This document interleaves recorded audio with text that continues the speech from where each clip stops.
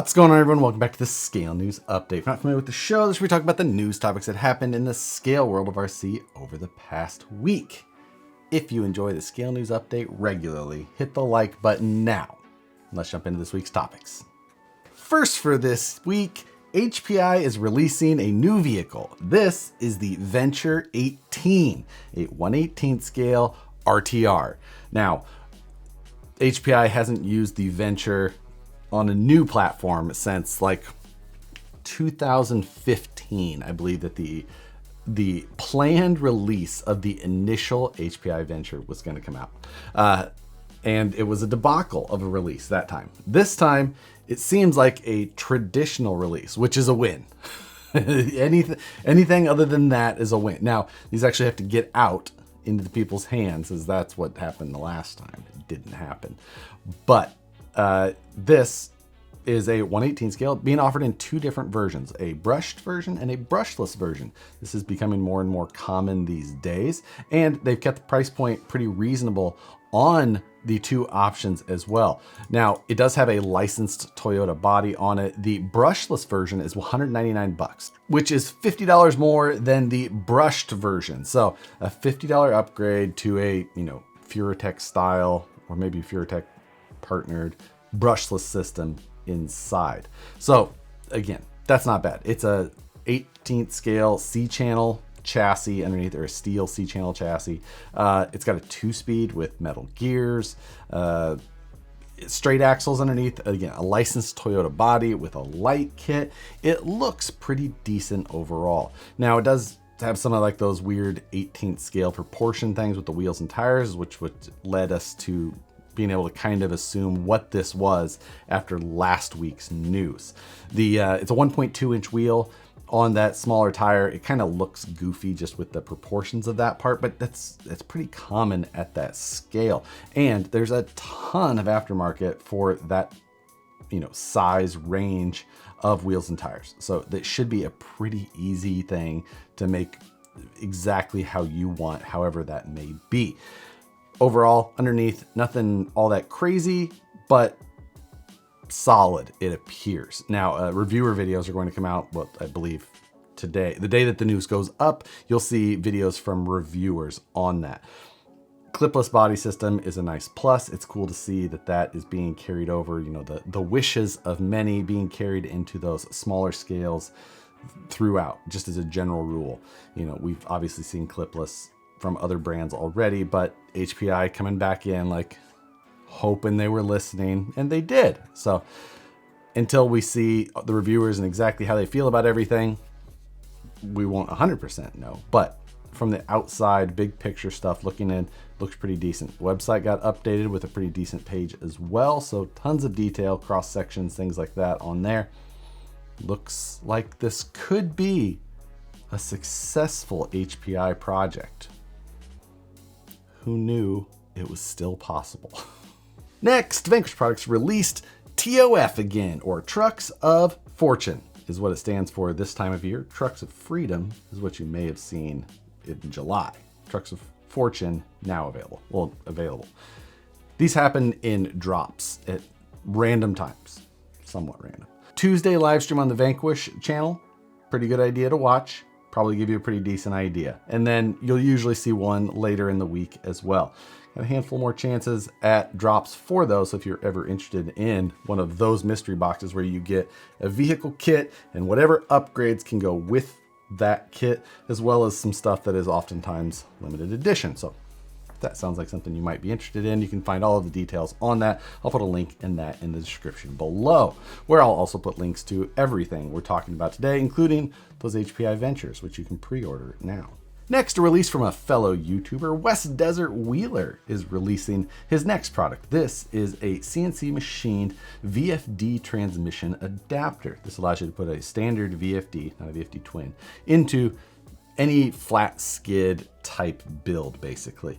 Now, it's got a number of holes on this mount that you can use to mount it in place. Now, those aren't like a standard hole dimension, so you're not gonna have like a normal 3-gear style transmission, skid plate bolt right in, but make your own holes and you can use this adapter to bolt that VFD in. pretty self-explanatory. He's got a handful of photos up on the website. He could maybe use some work on his photos. Just saying, Logan. But overall, a cool piece to be able to allow you to drop in one of these transmissions into your own custom build. These are available over on Logan's website, where he also sells things like custom cut and shut tires. So if you've ever been in the market for something like that, or you want to support a fellow YouTuber, go check out his site. A couple weeks back, we talked about Udrc and their most recent UCX24 releases. They had a Jimny and another one. I can't remember what the other one, the other one was like a Power Wagon style, but it was on a UCX24 platform, they were calling it. Now, I got sent a link to another one that they've got coming out, although it's not on their website, but you can find it on like AliExpress already. It's very odd, I thought, but this is called the Leopard, UDIC Leopard. This is also coming in two different ways, brushed and brushless. Also very close to the same price as the HPI. Now, the standard brushed one is a 2-wheel steer and the brushless version is a 4-wheel steer, so a few more differences there. But this has got a caged platform on top of this, UCX drivetrain that sits underneath. Not a bad looking option, I'll say. You don't see a lot of these small scale caged vehicles that ever look very good. And I think this one accomplishes that. So some very familiar style that they've used for graphics and things like that, although not totally representing what it's styled after. I think you'll probably know where that's going, but like I said, this isn't available on their website yet or through any of their distributors that I've typically seen them distributed through, at least. So maybe we're just waiting a little bit before that happens. Not sure why you can find them on AliExpress already. Your guess is as good as mine. A couple new releases from Tamiya, always with an asterisk as far as a new release from Tamiya, but the first one is this Supra, the GR style Supra. This model from Tamiya is representing the newest generation of Supra onto a chassis that probably predates the last generation Supra. But I guess it still goes around in circles, so there you go. It looks great when it's detailed up like the box art. They always do. That's why you buy a Tamiya. It's not for what sits underneath. And then a similar story, they also released a Porsche 956. Now this came out like a month ago. I just didn't see it at the time or overlooked it at the time. I thought that maybe it wasn't new, but after doing a little bit of searching, I see a bunch of videos covering it that are right around a month ago. So always loved the 956, and yeah, again, you know what's underneath. But if you also love the style of one of these Porsches, then maybe you'll be right there with me. Next, I did an update to my HD bender that I offer, which is a combination of some Send Cut Send parts as well as some 3D print yourself parts. Now, the 3D print yourself parts, I've updated the download on my website so that it includes the dies, or the form and pressure die, for 1/8 inch material. So this will now allow you to do 3/16 and 1/8 on the same thing. It's just an update to the printed parts. Nothing else has to change. Pretty simple deal there, depending on what you're building for. Now, if you've purchased it in the past, you can just go re-download those files. There was an email sent to you at the time of purchase that has a link. You can go back to that and then re-download them. You don't have to pay for the file again. Again, that'll allow you for the 1/8 inch update. If you're not interested in bending 1/8 inch material, it's not a big deal. But at the time I actually released this, I discussed this angle adapter. Now, I haven't really got a chance to go back and modify the design of that to try and make it a little bit more rigid like I want, but I did put up the files as is on my website for free. So if you'd like to play around with this, you can go check out that.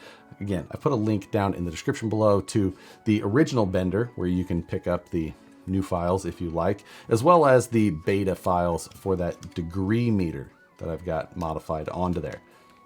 If that's something that interests you, you're into fabrication, go check that out. 1/10 Rod Shop is now offering a Sicario collection. Now, the Sicario is the newest release from CEN, the old school style pickup on their DL series chassis, that dually long wheelbase brodozer thing. 1/10 Rod Shop now has this interior it's not just an interior. They call it a collection, but they call it that for a reason, because it is more than just an interior. It really is a ton of detailed stuff specifically for this truck. It's SLS printed. So it's not just regular print at home yourself type thing, but it's got lighted dash, beautifully detailed seats and door panels, center console, all kinds of stuff that just makes for a really, really good looking interior. It's also partnered with My Trick RC to offer a light kit to go along with it to help give all of those parts the accent that they deserve. It's not inexpensive. It's about 150 bucks, but you're not printing it yourself. It's a fully fully provided to you setup. I'm not 100% sure what kind of finishing that you have to do as far as painting or detailing, things like that, because this isn't a drop-in solution. They do say that you do have to do some modifications to the body, Dremel and files and things along those lines. If you're really trying to build a full custom truck with something like this, maybe that should be, expected, but go read the website closely to make sure that it all matches your skill set. Either way, I think they did a great job and it really looks good in there. I was made aware of that collection on one of the comments in my channel member videos, which, speaking of, if you're interested in channel membership, segue, there's a link in the description below with all of the information. Helps support the channel a little bit extra. You get behind the scenes videos. You also get After News Delight, where I go on and on about each of these topics that we're discussing already, but a little bit more candid or ranty style. If that's something that interests you, or you just want to help the channel out a little bit more, all that information down below. And if one of those guys can't tell me about new products and you work for an RC company, you can let me know about your own new products by emailing me at news@harleydesigns.com. Include the description, a photo, and a link where to find the product on your website, and I'll get that in the scale news. Come join us this Wednesday, 6 p.m. Pacific, 9 p.m. Eastern for Livestream Takeover. Coming up on season 6, we'll be starting the 6th year with never missing a Wednesday. That is consistency. Come join us to talk about some RC. F1's over, so you don't have to worry about that as much anymore. And whatever else is going on, it always borders around the RC topics. Next, new from Hot RC, we've got the CT10B. Now this may look a lot like the CT8B, but it's not. Well, it's just slightly updated.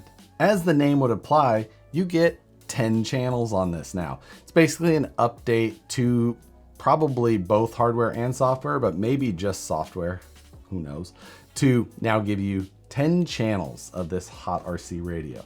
Now, Hot RC, I've had I had like the Top Gun style one from them before, and we've also seen Hot RC used on other vehicles like the Relarlo, that 1/7 scale Jeep that they had. That came with a Hot RC full color screen radio on it. They're not bad at all. Functionality is usually pretty decent. The translation on things can be a little off at times, and that is probably a bit of a reflection of the cost. The cost is usually quite low, but again, you're not going to have much, if any, support for these, so you're kind of on your own. There is videos and things like that can help you, but if you actually have a real problem, it's difficult to have any like actual support for this stuff. But if you're looking for a 10 channel radio, this thing's super compact. It uses one of the 18650 cells in the grip for power. Oftentimes people are pretty familiar with those, sometimes have them around, easy swap, rechargeable at that. And again, super compact, especially for a 10 channel radio. The control on it, pretty decent, ball bearing on the steering, so it doesn't have like that gritty feel like some of their other lesser models do. This one should be pretty decent. So if that's something you're interested in, not exactly easy to get. Right now, this was just released, and I believe that it's only available in China, but that usually means that it'll find its way onto translated websites fairly quickly thereafter. Next, Yikong has released a new model, the YK-4107. The 4106 has been around for quite some time. If you remember Rebel RC, some of you may remember that name, probably not a lot of you. It wasn't around for very long, but Rebel RC sold a rebranded version of the 4106 as the Rebel Con because it was a straight up Jeep. This one now looks, I can't tell if I don't know my Toyotas very well, but But to me, this looks like a Jeep Cherokee with a very Toyota-esque grille. Unless this is some version of some Toyota Land Cruiser that I just don't know the number of or whatever. But to me, in a lot of ways, it looks like a Cherokee with a Toyota grille. I could be wrong. But underneath, this vehicle has got some features. Yikong is very rarely light on features. They'll throw everything they can at them. And this one has something that is fairly unique. Not totally never been done. I think we've seen it on like the Traction RC, the Tank 300, but this has a rear cutting brake system. So it will actually disconnect an axle shaft, and then it's got a disc brake on the outside of each rear wheel, and it acts like a dig function. So you can disconnect an axle and lock the brake, and it will pivot around a single tire, more dramatically than just a standard dig would. A standard dig is done at the transmission side generally, and the benefit of it being at the transmission is usually that the reduction of the axle kind of helps it function in a more reliable way. Since these are being done after the fact, oftentimes there's a lot of stresses there, and that can make those type of cutting brakes less reliable. Maybe they just nailed this one. It's hard to say. It uses a single servo in the rear of the chassis with not really a push-pull, but a double cable system. So when it goes one way, it'll disconnect the axle and lock the brake. The rest of the chassis is also, a low center of gravity motor position, multi-speed, the whole thing. Everything you would kind of expect. Yikong is usually a little bit less expensive than, larger, more popular brands in the US, but I don't think that the US is its biggest selling point. By the time you get them here, usually they're pretty close in price to other models. However, oftentimes maybe they have a bunch of, a handful of features that maybe aren't on comparable ones. So it's something to think about. Support is usually available for replacement parts. You're just going to have to get them overseas and, have longer wait times and higher shipping costs. But again, they've been around for a while. They're an OEM for a number of companies. I believe that Relarlo, speaking of, that we talked about them previously, their vehicle, I believe, was basically an OEM of one of the Yikongs, because you could actually get a Yikong that looked like it, everything, before you could actually get the Relarlo. So a company we talk about every once in a while. I check their site every week just because, more than anything, I always find a lot of their stuff impressive. But LESO, I don't know how you say their name exactly, but they make cool stuff. 14 scale things, mainly construction equipment or construction related equipment, dump trucks and things like that.